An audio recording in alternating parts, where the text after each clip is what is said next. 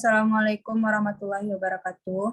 Kami akan menampilkan hasil diskusi kami mengenai hukum pidana ekonomi sebagai hukum pidana khusus yang beranggotakan Raisya Rania Insyirah, Amelia Salsabila, Dimas Lutfi Hadi, dan Imam Al-Ghifari.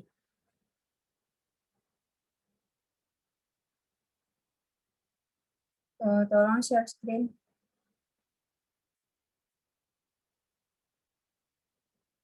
Pembahasan pertama mengenai pengertian hukum pidana khusus. Hukum pidana khusus adalah mempelajari suatu hukum di bidang pidana yang pada umumnya berada ketentuannya diatur di luar KUHP yang berhubungan dengan hukum pidana umum. Selanjutnya, pengertian hukum pidana khusus menurut para ahli.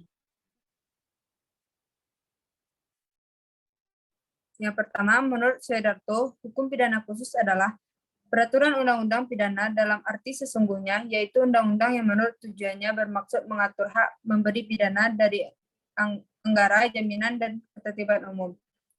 Peraturan hukum pidana dalam suatu undang-undang tersendiri, yaitu peraturan-peraturan yang hanya dimaksudkan untuk memberikan sanksi pidana terhadap aturan-aturan salah satu bidang yang terletak di luar hukum pidana. Yang kedua, menurut Dr. Andi Hamzah, hukum pidana khusus adalah keseluruhan ketentuan-ketentuan aturan pidana atau peraturan perundang-undangan pidana di luar KUHP. Yang ketiga, menurut Profesor Pompe, merujuk pada pelaku khusus dan objek khusus. Maksud khusus di sini adalah pelaku khusus artinya tidak semua orang dapat melakukan tindakan pidananya. Objek yang khusus artinya perbuatan yang diatur adalah perbuatan-perbuatan yang tidak diatur dalam aturan pidana umum tetapi dalam peraturan pidana khusus. Pembahasan selanjutnya akan dibahas oleh Raisya Rania.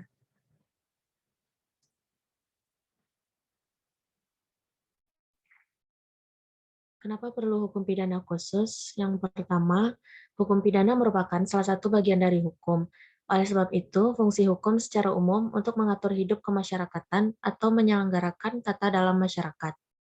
Adapun fungsi hukum secara khusus adalah untuk melindungi kepentingan hukum terhadap perbuatan yang merugikan dengan sanksi berupa pidana.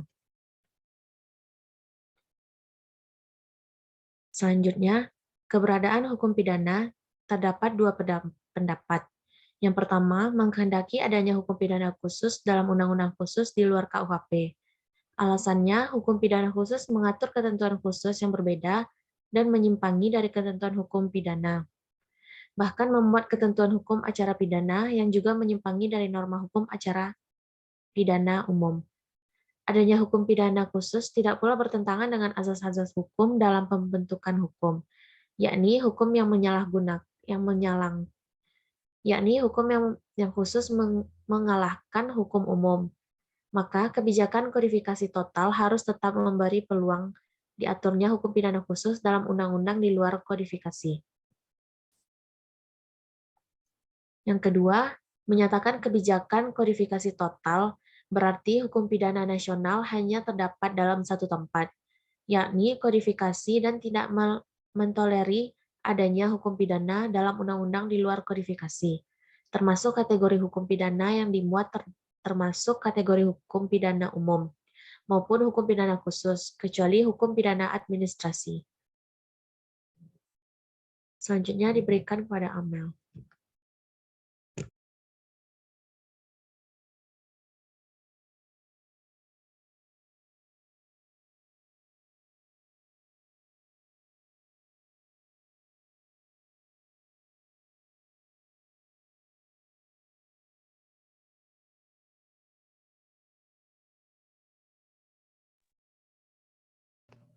Baiklah, selanjutnya lex specialis derogat legi generali.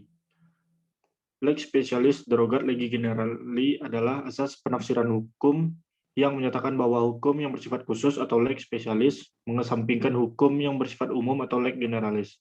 Contohnya dalam pasal 18 Undang-Undang 1945, gubernur, bupati, dan wali kota harus dipilih secara demokratis. Aturan ini bersifat umum atau lex generalis, dan ia dikesampingkan apabila ada hukum yang mengatur secara khusus. Menurut Bagirmanan dalam bukunya yang berjudul Hukum Positif Indonesia, halaman 56, sebagaimana kami kutip dari artikel yang ditulis A.A. Uka Mahendra berjudul harmonisasi peraturan perundang-undangan, ada beberapa prinsip yang harus diperhatikan dalam asas lex specialis derogat legi generali, yaitu satu, ketentuan-ketentuan yang didapati dalam aturan hukum umum, tetapi tetap berlaku kecuali yang diatur khusus dalam aturan hukum khusus tersebut. Dua, ketentuan-ketentuan lex specialis harus sederajat dengan ketentuan-ketentuan lex generalis atau undang-undang dengan undang-undang. Tiga, ketentuan-ketentuan lex specialis harus berada dalam lingkungan hukum rezim yang sama dengan lex generalis. Kitab Undang-Undang Hukum Dagang dan Kitab Undang-Undang Hukum Perdata sama-sama termasuk lingkungan hukum keperdataan. Dalam beberapa kasus, penerapan hukum ini berlaku di beberapa daerah di Indonesia, seperti satu, di Provinsi DKI Jakarta, wali kota dan bupati ditunjuk oleh gubernur sesuai dengan Undang-Undang Administrasi DKI Jakarta. Dua, di Provinsi Nanggroe Aceh Darussalam, hukum syariat dan para calon kepala daerah diwajibkan tes baca dan tulis Al-Quran. Tiga, di Provinsi Papua, gubernur dan wakilnya adalah orang asli Papua, serta terbentuknya Majelis Rakyat Papua yang beranggotakan orang asli Papua yang terdiri atas wakil-wakil adat, wakil-wakil agama, dan wakil-wakil perempuan. 4. Pasal yang sama juga menghormati pemerintahan daerah yang bersifat khusus atau lex spesialis, sehingga keistimewaan daerah yang gubernurnya tidak dipilih secara demokratis, seperti daerah istimewa Yogyakarta, tetap dipertahankan. Selanjutnya akan dilanjutkan oleh Imam.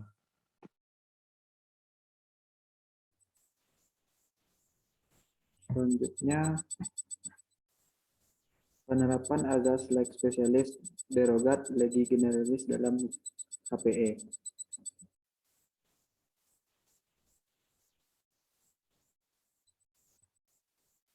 Contoh peraturan perundang-undangan yang mengatur mengenai azas lex specialis derogat legi generalis, pasal 63 ayat 2 Kitab Undang-Undang Hukum Pidana.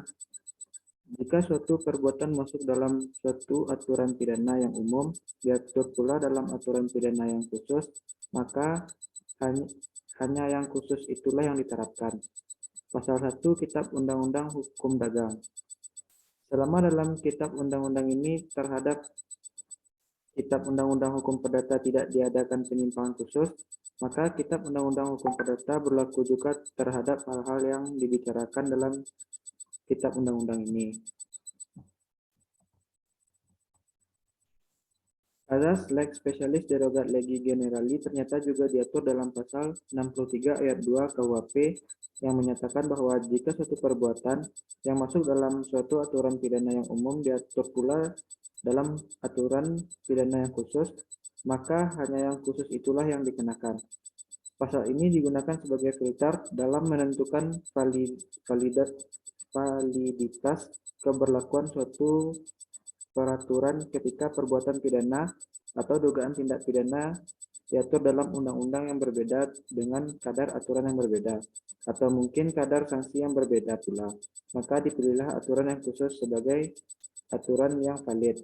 Dengan kata lain, aturan yang bersifat umum tidak memiliki validity lagi untuk diterapkan.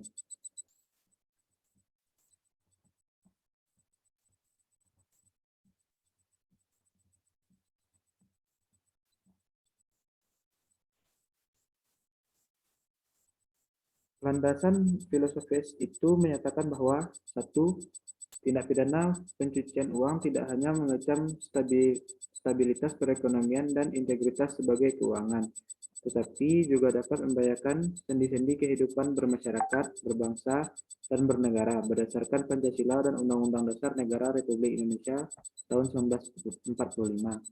Yang kedua, pencegahan dan pemberantasan tindak pidana pencucian uang memerlukan landasan hukum yang kuat untuk menjamin kepastian hukum, efektivitas penegakan hukum, serta penelusuran dan pengembalian harta kekayaan hasil tindak pidana.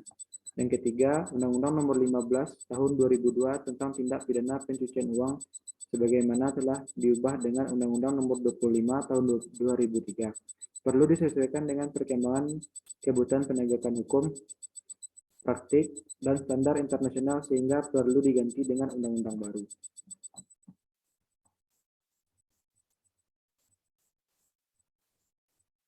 Selanjutnya, dari pertimbangan hukum itu dapat disajikan landasan filosofis dari diterapkannya Undang-Undang Nomor 8 Tahun 2010, yaitu tindak pidana pencucian uang mengancam satu, stabilitas perekonomian dan integritas sistem keuangan. Yang kedua, membahayakan sendi-sendi kehidupan bermasyarakat, berbangsa, dan bernegara. Maka dibuat aturan hukum mengenai tindak pidana pencucian uang yang mana landasan yuridis tentang tindak pidana pencucian tertuang dalam berbagai peraturan perundang-undangan berikut ini. 1. Undang-Undang Nomor 15 Tahun 2002 tentang tindak pidana pencucian uang. Yang kedua, Undang-Undang Nomor 25 Tahun 2003 tentang perubahan atas Undang-Undang Nomor 15 Tahun 2002 tentang tindak pidana pencucian uang. Yang ketiga, Undang-Undang Nomor 8 Tahun 2010 tentang pencegahan dan pemberantasan tindak pidana pencucian uang. Dari ketiga undang-undang itu, maka undang-undang yang masih berlaku yaitu Undang-Undang Nomor 8 Tahun 2010 tentang pencegahan dan pemberantasan tindak pidana pencucian uang. Undang-undang ini terdiri dari 11 bab dan 100 pasal. Baiklah, kembali ke moderator.